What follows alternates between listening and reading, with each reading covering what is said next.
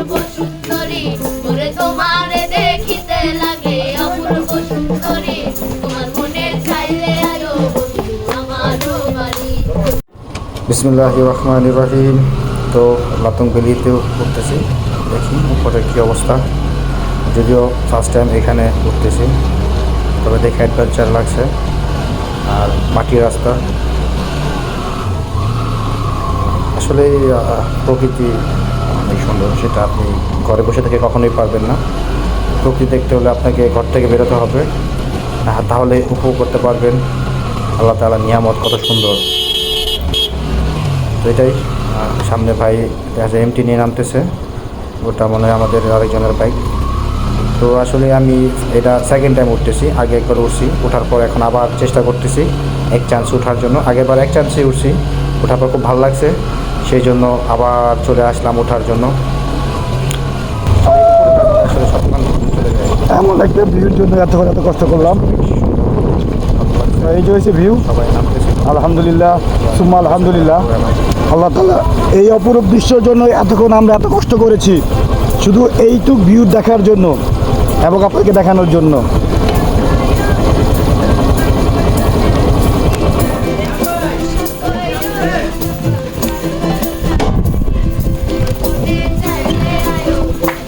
আয়ো আমার বাড়ি, তোমার মনে চাইলে আয়ো বন্ধু আমারও বাড়ি, ওরে তোমারে দেখিতে লাগে অপূর্ব সুন্দরী, ওরে তোমারে দেখিতে লাগে অপূর্ব সুন্দরী, তোমার মনে চাইলে আয়ো বন্ধু আমারও বাড়ি, তোমার মনে চাইলে আয়ো বন্ধু আমারও বাড়ি।